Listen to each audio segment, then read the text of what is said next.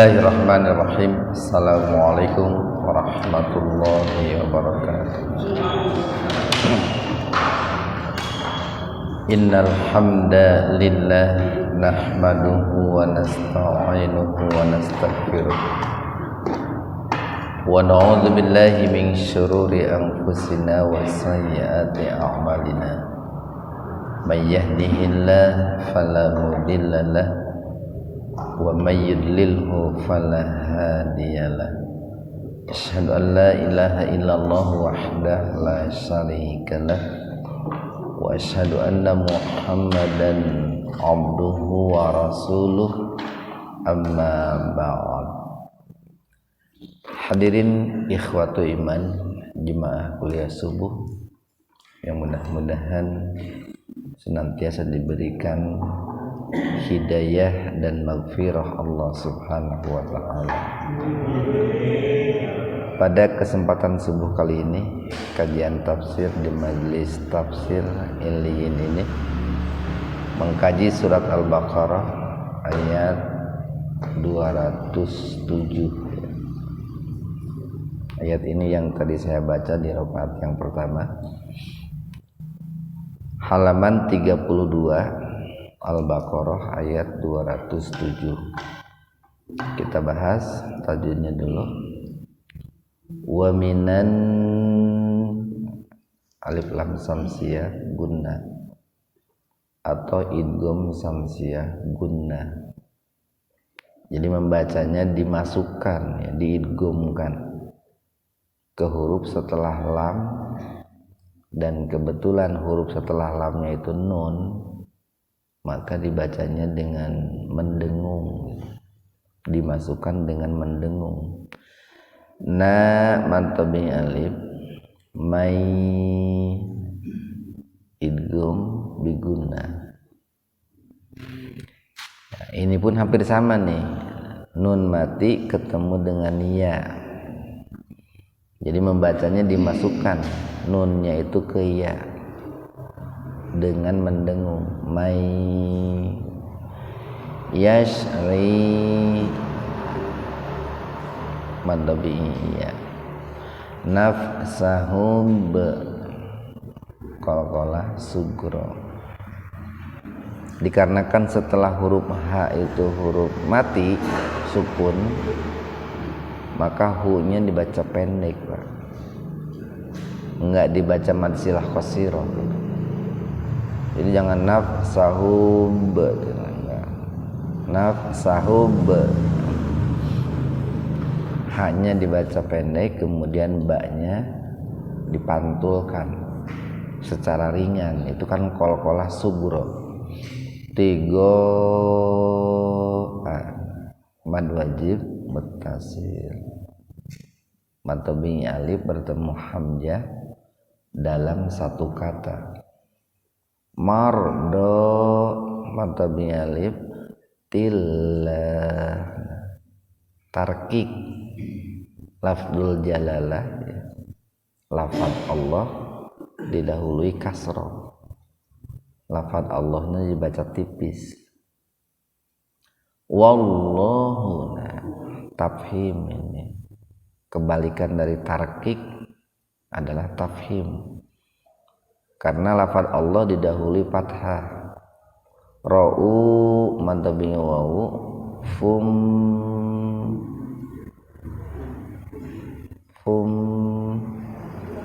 domatain ketemu dengan ba, iklab, ba, iklab.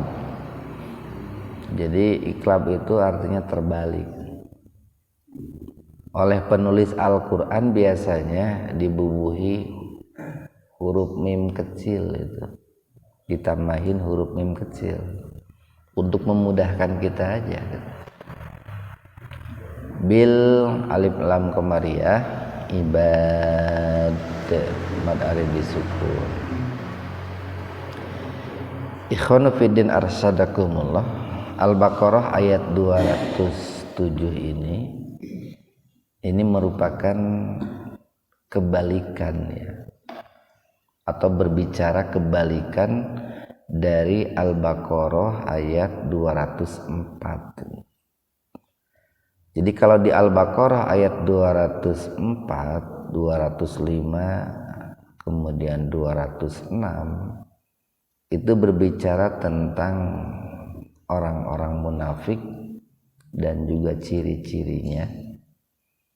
Yang kemarin kita sampaikan ciri yang pertama gitu, bahwa orang munafik itu tidak sinkron ya antara apa yang dia ucapkan dengan apa yang ada di dalam hati. Seringkali ucapannya itu begitu manis gitu ya, begitu menakjubkan. Seringkali lisannya itu berbicara tentang hal-hal yang nampak islami gitu, perkataannya itu islami betul gitu. Tetapi sesungguhnya yang ada dalam hatinya itu sebaliknya. Kemudian yang kedua, apa yang ada dalam hatinya itu sangat memusuhi Islam, sangat memusuhi Islam, dan itu bisa terbukti gitu, bisa terbukti ketika dirinya itu diuji, Pak.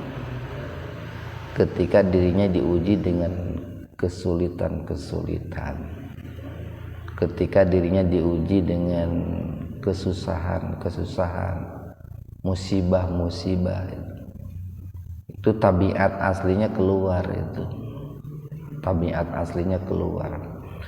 Kemudian yang ketiga, dia senantiasa berbuat kerusakan ya, di muka bumi, baik kerusakan yang sifatnya lahir fisik ataupun kerusakan yang sifatnya batin atau syariah yang berkaitan dengan etika, dengan moral, dengan akhlak. Yang keempat, dia apabila diberikan nasihat, apabila diberikan masukan-masukan, apabila diberikan arahan-arahan, maka dia itu akan tidak akan menerima gitu, dan akan menyikapinya, menanggapinya dengan kesombongan gitu. Nah, adapun di ayat 207 ini Allah berbicara tentang kebalikan dari orang-orang munafik. Apa kebalikan orang munafik itu? Mereka adalah orang-orang mukmin, Pak.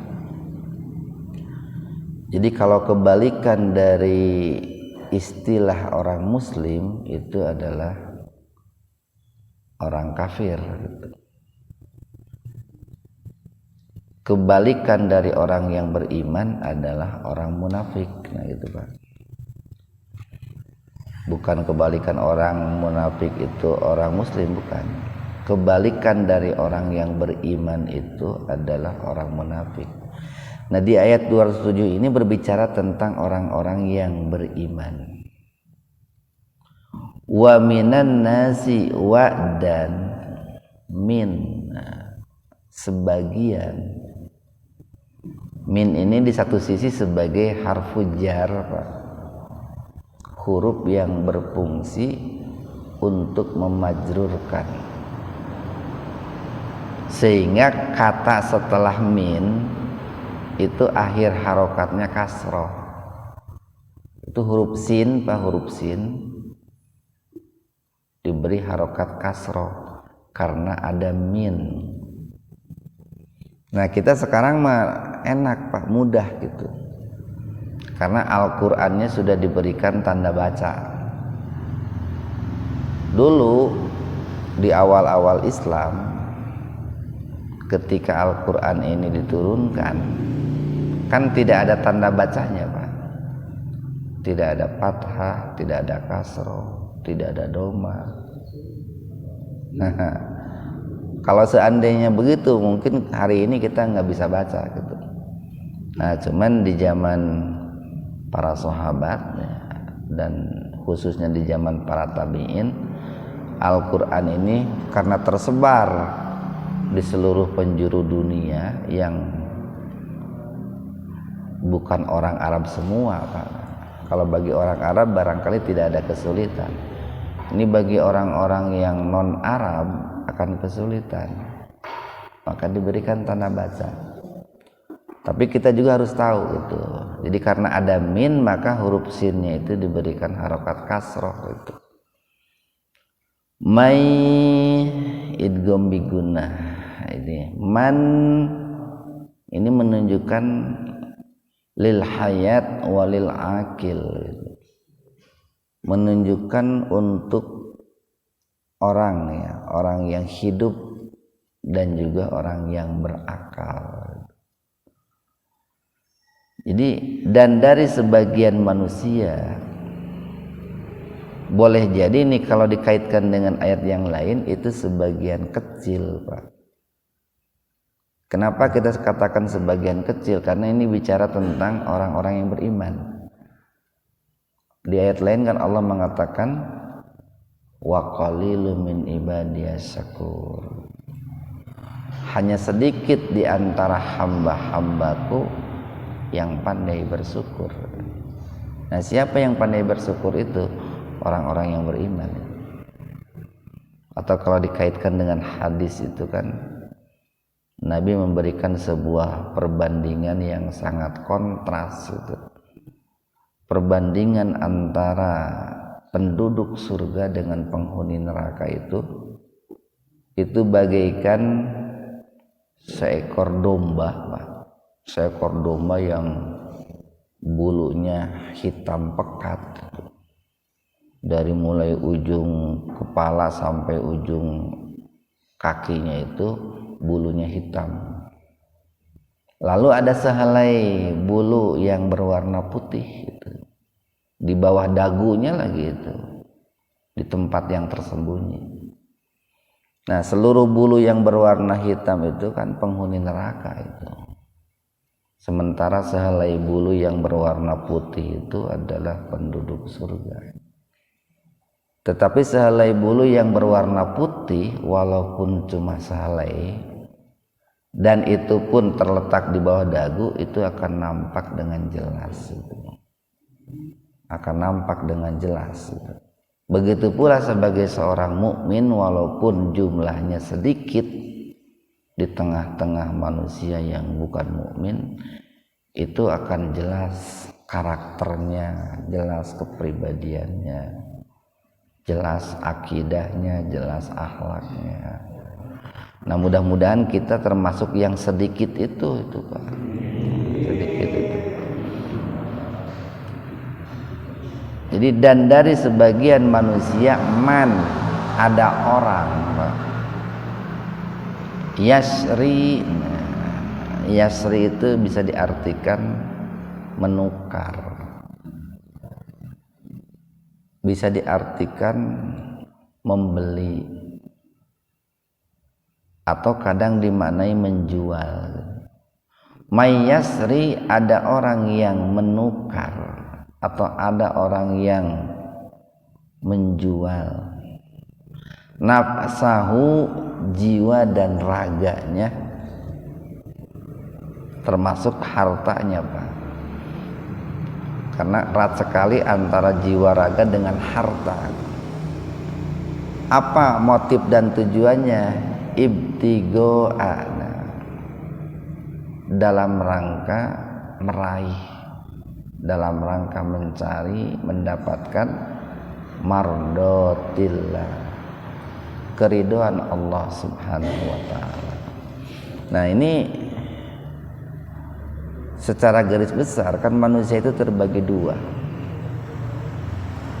Ada manusia yang ketika beramal itu motif dan tujuannya itu liibtigo'i mardotillah. Yang kedua, ada manusia yang ketika beramal itu motif dan tujuannya itu ligoirillah, untuk selain Allah. Nah, untuk selain Allah ini banyak gitu. Bisa untuk karena jabatan, bisa untuk karena ketenaran, bisa untuk meraih simpati, wibawa dan lain sebagainya. Tapi ada manusia-manusia yang di dalam hidupnya itu apapun yang dia ucapkan, apapun yang dia lakukan itu semata-mata untuk mendapatkan ridho Allah. Baik itu ketika dia melakukan hal-hal yang sifatnya duniawiyah ataupun melakukan hal-hal yang sifatnya ukhrawiyah. Ini pentingnya kita itu membingkai amalan kita, pekerjaan kita itu niatnya harus ikhlas lillahi ta'ala, caranya juga harus cerdas itu sesuai dengan tuntunan Rasulullah sallallahu alaihi wasallam. Kemudian dilakukannya pun dengan semangat, dengan kerja keras itu, agar mencapai mardotillah itu Pak, agar mencapai mardotillah itu. Nah, ikhwan fillah arsadakumullah, jadi untuk mencapai mardotillah, ya predikat mardotillah itu harus betul-betul kita perhatikan, terlebih-lebih dalam amalan-amalan yang sifatnya ukhrawiyah. Jadi dalam urusan yang sifatnya duniawiyah perlu diperhatikan motif dan tujuan mardotilahnya, terlebih-lebih yang sifatnya ukhrawiyah. Karena kan seringkali begini nih Pak, seringkali orang itu dalam hal-hal yang sifatnya ukhrawiyah pun ketika dia beramal itu niatnya bukan karena Allah, tapi niatnya itu karena dirinya, niatnya itu karena manusia yang lain, atau niatnya itu karena yang sifatnya duniawiyah. Nah ini yang harus kita jaga itu Pak. Makanya kita sering katakan kita harus membedakan, ini harus berkali-kali ini, kita harus membedakan antara niat dengan doa itu Pak. Kita harus membedakan antara niat dengan doa. Pertama, niat itu kan disimpan di awal itu Pak. Niat itu disimpan di awal. Doa itu umumnya disimpan di akhir. Nah, ketika kita melakukan satu amaliyah ibadah, ini harus betul-betul dijaga. Niatnya harus karena Allah. Jangan punya niatan lain selain karena Allah itu. Kalaupun kita punya kebutuhan duniawi, jangan disimpan di niat, simpannya di doa nanti gitu. Jadi jangan begini, saya mau zakat, mau infak, mau sodako, siapa tahu saya jadi orang kaya. Jangan begitu, niatnya ikhlas saja. Saya mau rajin sholat duha, siapa tahu rezeki saya lancar. Jangan begitu. Saya mau rajin puasa, siapa tahu penyakit saya sembuh. Nah jangan begitu Pak. Niatnya itu puasa karena Allah, zakat, infak, sedekah karena Allah, sholat duha, sholat tahajud karena Allah. Baru setelah zakat, setelah tahajud, setelah berpuasa, kita berdoa kepada Allah Pak. Kita berdoa kepada Allah, ya Allah karuniakanlah kepada saya rizki yang halal, yang melimpah gitu Pak. Ya Allah sehatkanlah penyakit saya gitu. Sehatkanlah badan saya, sembuhkanlah penyakit saya. Ya Allah berikanlah saya ini kemudahan-kemudahan. Nah, itu dilakukan setelah beramal, jangan dilakukan sebelum beramal itu, Pak. Nah, sekarang kan banyak orang itu yang disimpannya itu di awal gitu. Reka mana? Itulah eka masjid, ek sholat duha heula. Sugan we rezeki lancar kan gitu tah. Kan itu sudah keliru itu, Pak. Jadi dia itu sholat duha bukan karena Allah tapi karena dirinya itu. Walaupun dia itu mengharap rezeki dari Allah, tapi niat di awalnya sudah kurang pas itu. Nah, itu betul-betul diperhatikan. Termasuk ketika kita melakukan pekerjaan-pekerjaan yang sifatnya duniawiyah. Kita bekerja dagang, bekerja di kantor, atau bekerja apapun, ya niatnya karena Allah. Niatnya itu. Kita lanjutkan. Wallahu, dan Allah itu Raufun, ya, Rauf ya. Raufum bil ibad. Allah itu maha lembut. Allah itu maha santun. Bil ibad, terhadap hambanya. Nah, di sini kata ibad itu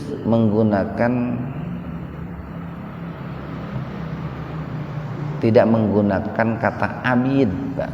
Ini sering kita sampaikan nih. Jadi di dalam Al-Quran ketika Allah bicara tentang hamba, Pak, satu ada menggunakan kata abdun, sama ain ba'dal itu hamba Allah secara umum itu, Pak. Mau muslim mau kafir itu pokoknya abdun, itu hamba Allah. Abdullah, nah itu hamba Allah itu secara umum itu. Ada menggunakan abid. Nah, itu. Kalau menggunakan abid biasanya konotasinya negatif itu. Di Al-Quran seringkali dibicarakan abid itu bicara hamba Allah yang tidak soleh itu, yang tidak soleh. Kemudian yang ketiga di Al-Quran itu Allah menyebut hamba dengan ibad. Nah, itu biasanya yang dimaksud adalah hamba Allah yang soleh. Wa ibadur rahmanil ladzina yamsuna 'alal ardi hauna, itu menggunakan ibad. Wa idza sa'alaka ibadi anni, itu kemarin sudah kita bahas, itu menggunakan ibad.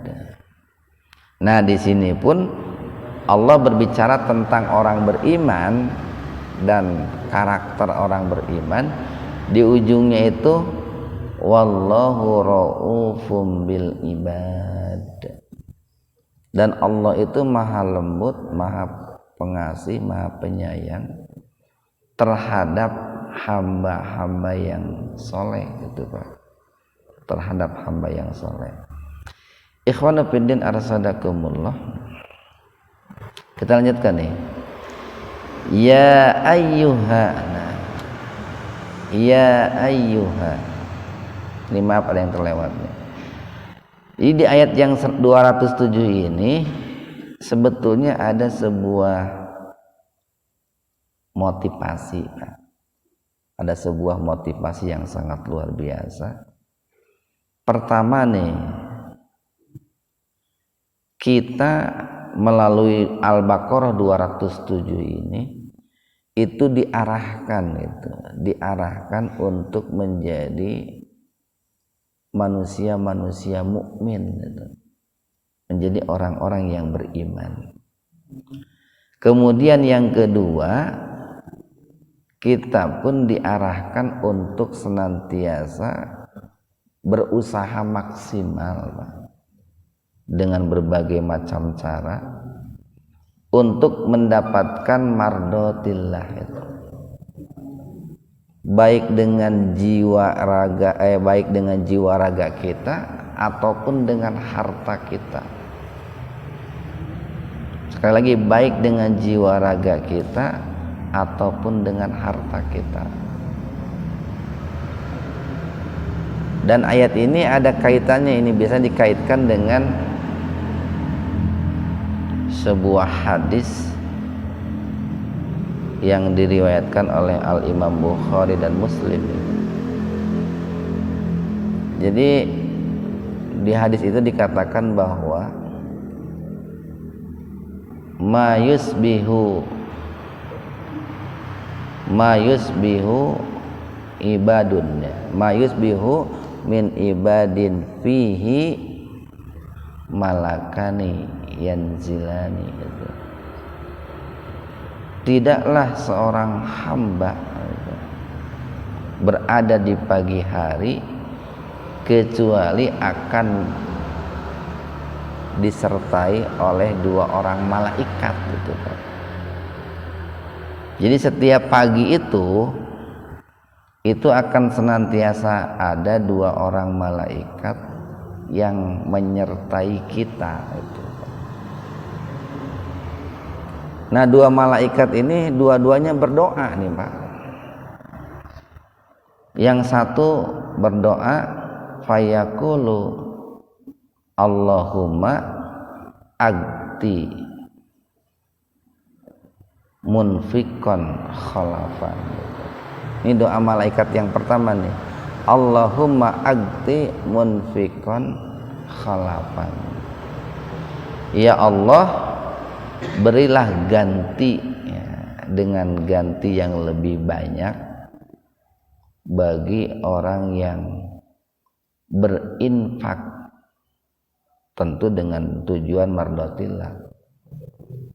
Mau infak dengan jiwa raganya, mau infak dengan hartanya. Kemudian malaikat yang kedua berdoa fayaqulul akhar, kemudian berkata malaikat yang kedua, Allahumma agti mumsikan talafan. Ya Allah, karuniakanlah kepada orang yang bakhil ini kerugian. Itu 2 malaikat itu setiap pagi itu berdoa seperti itu. Nah, makanya kita harus berupaya semaksimal mungkin, Pak, di setiap pagi, ya, menjelang pagi hari itu, ketika memasuki pagi itu untuk masuk kepada kelompok yang senantiasa berinfak di jalan Allah, gitu.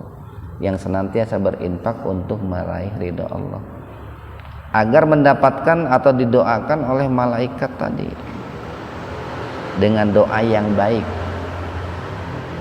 Makanya awali hari itu, bangun pagi itu kan baca doa alhamdulillahilladzi ahyana ba'dama amatana wa ilaihi nusur.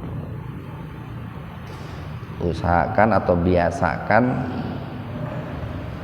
salat malam, atau kalaupun belum mampu salat malam, minimal witir 3 kali. Setelah salat malam, salat fajar. Itu kan sedekah sebetulnya, Pak. Sedekah dalam bentuk jiwa raga itu.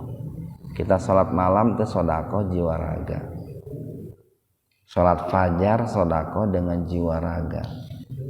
Lalu kita salat berjamaah di masjid, sedekah itu. Kemudian kita melakukan atau membaca Al-Quran, itu sedekah. Biasakan di pagi hari itu salat duha, itu pun sedekah itu. Sedekah dengan jiwa raga. Kemudian diusahakan juga sedekah dengan harta.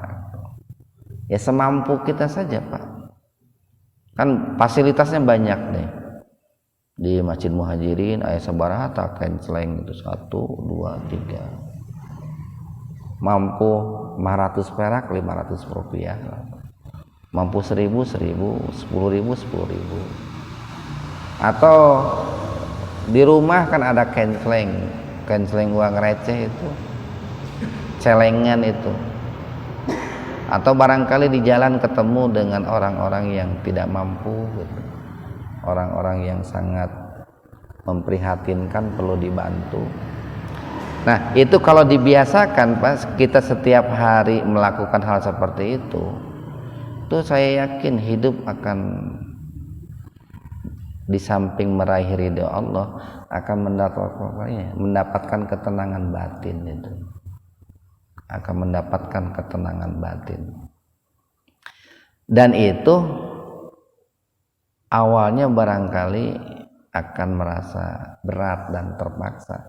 Tapi kalau sudah dibiasakan akan menjadi enak gitu, akan menjadi enak. Kita lanjutkan nih. Itu terkait dengan pentingnya kita mencari ridho Allah itu seperti itu. Ya ayyuha nih, wahai sekalian, alladzina orang-orang yang amanu beriman. Nah, di sini kata amanu itu menggunakan kata kerja, fi'il dan fa'il. Ada kata kerjanya, ada subjeknya. Wahai orang-orang yang beriman, udkhulu, masuklah kalian, fisilmi, ke dalam Islam. Itu rata-rata atau mayoritas mufasir menafsirkan as-silmi di sini adalah agama Islam. Kafah, secara kafah itu, secara kafah. Wala, dan janganlah tattabi'u, kalian mengikuti, khutuwati, langkah-langkah asyaiton, setan. Ini kalau lihat asbabun nuzul ayat ini, atau kalau dikaitkan dengan sebab-sebab turunnya ayat yang pertama, kalau ayat yang 207 itu kan bicara tentang seorang sahabat yang bernama Suhaib dulu, Pak. Suhaib ini hijrah dari kota Mekah ke Madinah itu tidak bareng bersama Rasulullah dan sahabat-sahabat yang as-sabiqun al-awwalun itu. Tapi beliau itu, Suhaib ini hijrahnya belakangan. Nah, ketika Suhaib itu mau hijrah dari Mekah ke Madinah, itu kan dicegat itu oleh orang-orang musyrik Quraisy itu. Wahai Suhaib, dulu kamu datang ke kota kami, ke kota Mekah, itu kan tidak punya apa-apa, istilahnya modal dengkul gitu. Dan sekarang kamu memiliki banyak harta, lalu kamu itu mau hijrah meninggalkan Mekah menuju Madinah dengan membawa harta kamu gitu. Mencek bahasa orang mah enak wae gitu, enak saja gitu. Nah, makanya orang-orang musyrik Quraisy itu melarang Suhaib untuk membawa hartanya hijrah ke Madinah. Dihalangin itu di pintu gerbang kota Mekah. Nah, lalu Suhaib bertanya, apakah kalau saya menyerahkan seluruh hartaku akan kalian biarkan hijrah menemui Rasulullah atau tidak? Orang-orang Quraisy mengatakan, ya, kami akan membiarkanmu hijrah ke Madinah menemui Muhammad itu. Maka diserahkanlah hartanya oleh Suhaib itu. Dia lebih memilih bertemu Rasulullah ketimbang hartanya itu. Maka setibanya Suhaib itu di kota Madinah itu, Pak, dan Rasulullah sudah mendapatkan kabar dari malaikat Jibril tentang apa yang dilakukan oleh Suhaib, langsung Rasulullah itu mengatakan, telah beruntung Suhaib gitu. Dan Suhaib itu mendapatkan kabar seperti itu gembira sekali, karena ayat ini turun berkenaan dengan apa yang dilakukan oleh dirinya. Suatu kebahagiaan yang sangat luar biasa. Nah kemudian di 208 ini bicara tentang seorang sahabat yang dulunya Yahudi, itu namanya Abdullah bin Salam gitu. Nah, ketika beliau itu sudah masuk Islam, itu ada kebiasaan-kebiasaan jahiliyahnya ketika dia menjadi seorang Yahudi, itu yang masih dibawa-bawa. Salah satunya adalah Abdullah bin Salam ini masih mengagung-agung hari Sabtu itu, Pak. Kan hari Sabtu itu hari yang diagungkan oleh orang-orang Yahudi. Termasuk Abdullah bin Salam itu, dia tidak mau memakan daging unta gitu. Karena bagi orang Yahudi tidak boleh memakan daging unta itu. Maka turunlah ayat ini nih. Yang tentu saja ayat ini bukan hanya untuk Abdullah bin Salam, tapi berlaku juga untuk kita. Maksudnya apa? Kalau ayat ini ditujukan kepada kita, wahai orang-orang yang beriman, masuklah kalian ke dalam Islam itu secara totalitas, Pak. Secara menyeluruh. Jangan dipilih-pilih. Jangan diambil mana yang sesuai dengan hawa nafsu, lalu ditinggalkan yang tidak sesuai dengan selera hawa nafsu. Jadi mau suka mau tidak, ajaran Islam itu harus kita ambil, karena kita sudah mengikrarkan 2 kalimat syahadat itu, Pak. Maka suka atau tidak, ajaran Islam itu harus diambil. Dan ketika kita tidak mengambil ajaran Islam itu, konsekuensinya adalah kita ini divonis mengikuti langkah-langkah setan. Seperti apa langkah-langkah setan itu? Kalau dikaitkan nih dengan ayat-ayat sebelumnya, Pak, satu, mengikuti langkah setan itu adalah orang yang di dalam beramalnya tidak berniat untuk mendapatkan ridho Allah. Yang kedua, yang disebut mengikuti langkah setan itu orang-orang yang memiliki sifat-sifat kemunafikan. Kemudian yang ketiga, orang-orang yang mengikuti langkah-langkah setan, ini kalau diaitkan dengan ayat-ayat sebelumnya lagi, itu adalah orang-orang yang tidak mau berjuang di jalan Allah. Tidak mau berjuang di jalan Allah. Nah, hari ini kan banyak orang yang seperti itu, Pak. Jadi banyak orang itu yang siap menerima sebagian ajaran Islam, tapi menolak sebagian ajaran Islam yang lain. Ada orang itu sholatnya rajin, ibadah-ibadah yang lain rajin, tapi dia tidak mau menerima umpamanya hukum waris dalam Islam. Nah, berarti ini kan mengikuti langkah setan ini. Tidak masuk Islam secara kafah. Atau ada orang itu yang mengaku Islam, sementara ayat-ayat Allah tentang pentingnya berjihad di jalan Allah ditolak gitu. Tidak diterima. Nah, itu mengikuti langkah-langkah setan. Nah, maka diingatkan nih oleh Allah itu, wahai orang-orang yang beriman, masuklah kalian ke dalam Islam itu secara kafah, secara menyeluruh. Jadi kalau saya ibaratkan begini, Pak, Islam itu katakanlah itu sebuah sebuah universitas itu, Pak. Nah, itu kan di dalam universitas itu kan banyak jurusan-jurusan gitu, banyak fakultas, kemudian banyak juga prodi, banyak juga di dalamnya mata kuliah itu Pak. Nah, yang di dalam universitas itu kan banyak mahasiswa. Nah, di dalam Islam pun kan banyak mahasiswanya Pak. Siapa mahasiswanya itu? Ya orang-orang beriman itu Pak. Mahasiswa fakultas Islam itu atau universitas Islam itu adalah orang-orang yang beriman.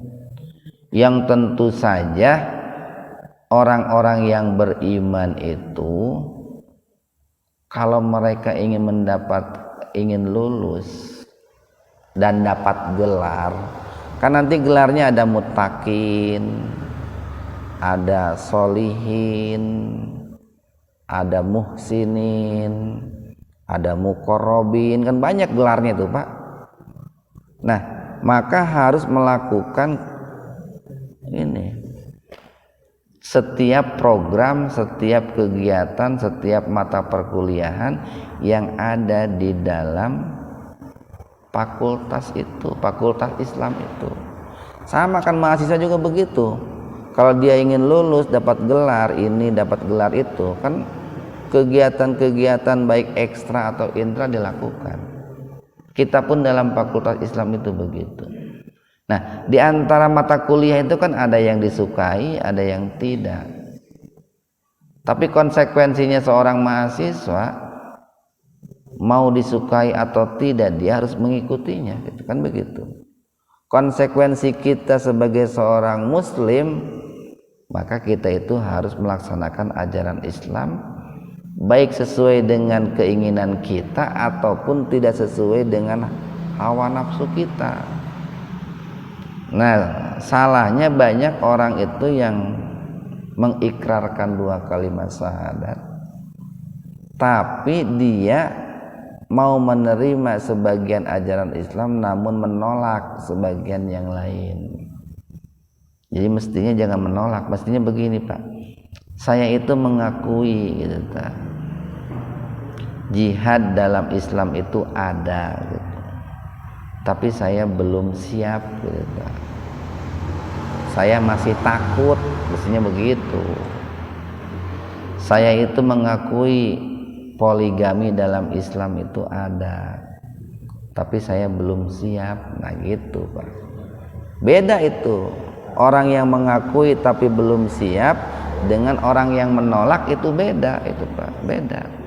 Kalau dia menolak ajaran Islam, hukum Islam, berarti dia sudah kufur itu. Kita lanjutkan. Innahu, sesungguhnya setan itu lakum bagi kalian aduwwum mubin, itu adalah musuh yang sangat nyata gitu. Musuh yang sangat nyata, permusuhannya itu kan nyata. Bahkan banyak langkah-langkah yang ditempuh oleh setan dalam memusuhi manusia gitu. Tapi seringkali manusia itu menganggap permusuhan setan itu samar-samar gitu. Padahal kan nyata sekali permusuhannya itu. Nah, mudah-mudahan ada hikmah dan manfaatnya untuk kita semua. Wabillahi taufiq wal hidayah. Assalamualaikum warahmatullahi wabarakatuh.